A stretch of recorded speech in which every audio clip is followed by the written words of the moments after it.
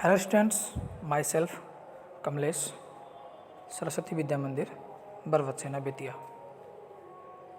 This is the ninth video for the chapter 8 and maybe second last.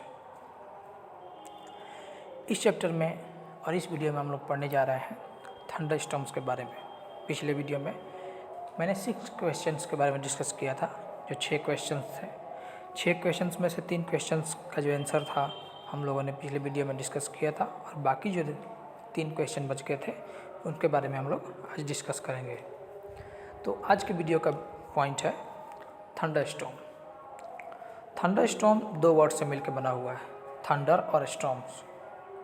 Thunder मतलब तेज़ आवाज़, तेज़ गड़गड़ाहट, जैसे कि कोई बहुत बड़ा ढोल बज रहा हो। जैसे आसमान में जब बिजली कड़कती है तो बहुत तेज़ आवाज़ क्रिएट होता है, उसे हम लोग थंडर कहते हैं। और स्टॉर्म्स का मतलब होता है आंधी तूफान के साथ आने वाली बारिश।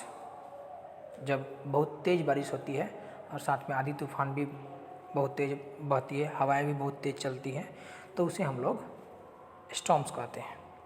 तो इन दोनों को अगर मिला दिया जाए तो बनता है थंडर स्टॉर्म, यानी कि तेज़ हवाएं, उसके साथ साथ तेज़ बारिश और साथ में आसमान में लाइटनिंग का तेज़ गड़गड़ाहट, जैसे कुछ इस टाइप का। आसमान में हम लोग इस तरह का नज़ारे देखते हैं। अभी कुछ दिन पहले जो बारिश हो रही थी, जिसके कारण पूरे बिहार में लगभग 100 लोगों की जान जा चुकी है इस थंडर स्टॉर्म के कारण। ये जो थंडर स्टॉर्म है, इस थंडर स्टॉर्म के बारे में हम लोग डिस्कस करना है। आसमान में हमेशा बिजली कड़कती रहती है, और अप्रॉक्सीमेटली अगर माना जाए तो पूरे पृथ्वी पर प्रति सेकंड 45 से 50 बार बिजली गिरती है पृथ्वी पर, प्रति सेकंड, यानी कि approximately 1.5 billion times, 1.5 billion lightnings होते हैं इस पूरे पृथ्वी पर एक साल में, यानी कि प्रति सेकंड लगभग 45 से 50 लाइटनिंग्स होते हैं। इस लाइटनिंग का जो टेम्परेचर होता है वो लगभग 30,000 डिग्री सेल्सियस तक होता है।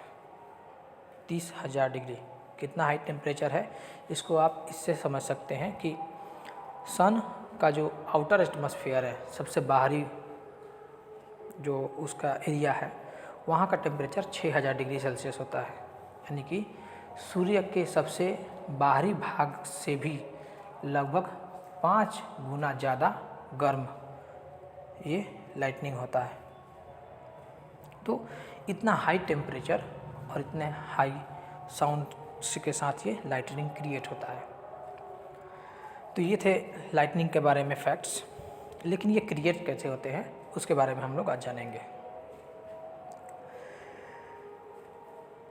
जैसे लाइटनिंग जो है वो क्रिएट होने का कारण क्या है, किसी एरिया में जैसे मान लीजिए बहुत ज़्यादा गर्मी पड़ रही है, जैसे भारत कोई दिल्ली एरिया है, दिल्ली में बहुत ज़्यादा गर्मी पड़ती है, तो बहुत ज़्यादा गर्मी होने का कारण क्या होती है कि हवाएं बहुत तेज़ी से गर्म होती हैं, और तेज़ी से गर्म होने के साथ ऊपर उठना शुरू कर देती हैं।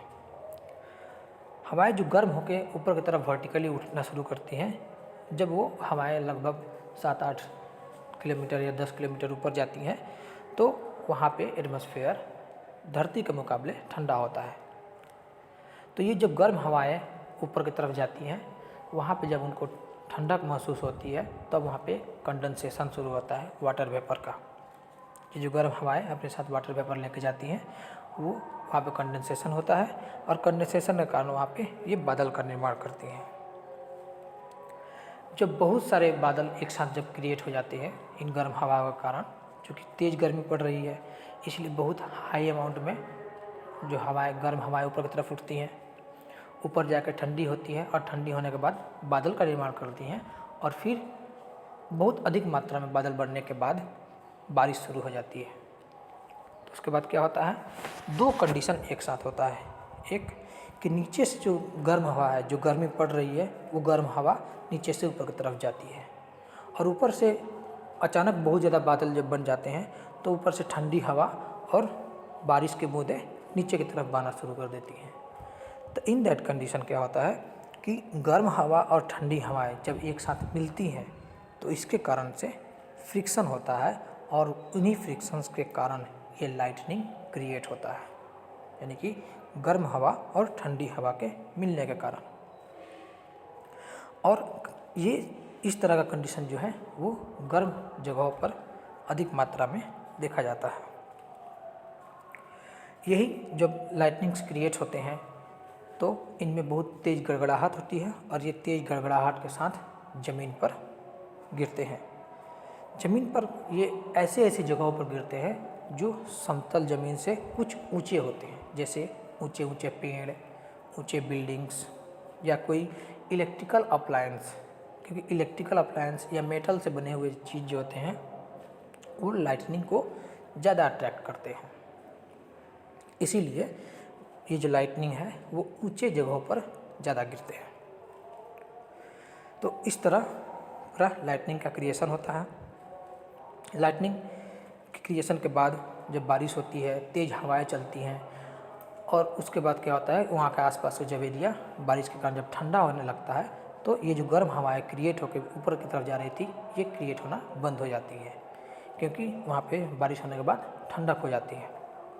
उसके बाद धीरे धीरे बादलों का बनना भी कम हो जाता है और धीरे धीरे थंडर स्टॉर्म जो है वो मंद पड़ जाता है और धीरे धीरे ख़त्म हो जाता है।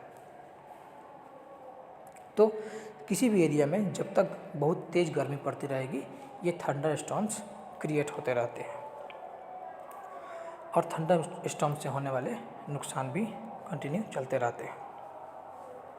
जैसे कि मैंने वीडियो की शुरुआत में ही बताया कि ये थंडर स्टॉर्म्स जो हैं बहुत खतरनाक होते हैं। इनका टेम्परेचर लगभग 30,000 डिग्री सेल्सियस तक हो सकता है, जो कि ज्वालामुखी से निकलने वाले जो लावा होते हैं उनसे भी 20 गुना ज़्यादा गर्म होते हैं ये। तो आप समझ सकते हैं कि ये कितना ज़्यादा नुकसानदायक होंगे हमारे लिए। तो इनसे बचने के लिए हमारे बुक में कुछ प्रिकॉशंस दिए हुए हैं। जैसे बुक का यह कटिंग में देखिएगा, यहाँ पे लिखा हुआ है कि हमें लाइटनिंग से बचने के लिए जब भी हम लोग कहीं बाहर हों, कहीं बाहर जा रहे हों और इस तरह का थंडर स्टॉर्म हम लोग का आता हुआ महसूस हो, बादल में तेज़ गड़गड़ाहट होने लगे और बारिश होने की संभावना हो, उसी समय तुरंत हम लोग को कुछ ऐसी जगहों पर शरण लेना चाहिए जहाँ पे हम लोग लाइटनिंग से बच सकते हैं। तो ऐसे कौन कौन सी जगहें हैं जहाँ पे हम लोग लाइटनिंग से बच सकते हैं? ऐसे समय में जब लाइटनिंग होता है, जब तेज़ गड़गड़ाहट होती है, उस समय हमें खुले मैदान में कभी खड़ा नहीं रहना चाहिए। तो ऐसे कौन कौन से जगह हैं जहाँ पे हम लोग बच सकते हैं? जैसे do not take shelter under isolated tree. If you are in a forest, take shelter under a small tree. Do not lie on the ground. यानी कि अगर मान लीजिए हम लोग जंगल में खड़े हैं तो सोचेंगे कि चूँकि हमारे ऊपर बहुत सारे पेड़ हैं इसलिए हम लोग को लाइटनिंग हम लोग पर नहीं गिरेगा, लेकिन ऐसा नहीं होता है। हम लोग ऐसे पेड़ के नीचे खड़े हों जो छोटा हो, छोटे छोटे पेड़ों के नीचे हम लोग खड़े हो सकते हैं। आसपास बड़े बड़े पेड़ हैं तो लाइटनिंग अगर गिरता भी है तो बड़े बड़े पेड़ों पर पहले गिरेगा, छोटे पेड़ों पर नहीं गिरेगा। और ज़मीन पर उस समय नहीं सोना चाहिए क्योंकि उससे भी झटका लग सकता है। साथ में do not take shelter under umbrella with metallic end. हम लोग जो बरसात के मौसम में छाता लेके जाते हैं तो उसका भी इस्तेमाल हम लोग को नहीं करना चाहिए। अगर मान लीजिए हम लोग छाता लेके जा रहे हैं तो उस पर भी बिजली गिरने के चांसेस ज़्यादा रहते हैं। इसके अलावा do not sit near a window, open garage, storage sheds, metal sheds are not safe places to take shelter. हम लोग को खिड़की के आसपास नहीं बैठना चाहिए। ऐसा चीज़ जो मेटल का बना हुआ हो, जो लोहे का या टीन का बना हुआ कोई जगह हो, वहाँ पे नहीं बैठना चाहिए क्योंकि ये सभी चीज़ें जो है वो लाइटनिंग को ज़्यादा अट्रैक्ट करती हैं अपनी तरफ और उन पर गिरने के चांसेस ज़्यादा रहते हैं, जिससे हम लोग को भी नुकसान हो सकता है। तो ऐसी जगहों पर हम लोग को शेल्टर नहीं लेना चाहिए। अ कार और a bus is safe place to take shelter. अगर मान लीजिए आप किसी व्हीकल के अंदर हैं तो व्हीकल के अंदर ही बैठे रहिए, वो हमारे लिए एक सेफ जगह हो सकता है। If you are in the water get out and go inside a building. अगर मान लीजिए आप नहा रहे हो या खेत में हो, खेती कर रहे हो, पानी हो आसपास, तो ऐसी जगह को भी तुरंत छोड़ देना चाहिए, क्योंकि पानी में भी लाइटनिंग गिरने के चांसेस ज़्यादा रहते हैं। तो ये कुछ प्रिकॉशंस दिए गए हैं जिससे हम लोग लाइटनिंग से बच सकते हैं। इसके अलावा गवर्नमेंट के द्वारा भी समय समय पर इस तरह के प्रिकॉशंस बताए जाते हैं।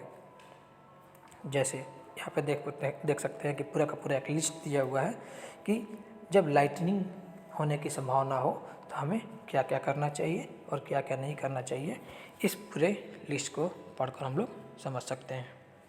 तो आप भी इस लिस्ट को पढ़िएगा और समझने का प्रयास कीजिएगा कि लाइटनिंग के समय हमें क्या नहीं करना चाहिए और क्या करना चाहिए। ठीक है, इसके बाद इस वीडियो में इतना ही। इसके बाद का जो पॉइंट्स हैं साइक्लोन, उसके बारे में हम लोग नेक्स्ट वीडियो में डिस्कस करेंगे। आज के लिए इतना ही, धन्यवाद।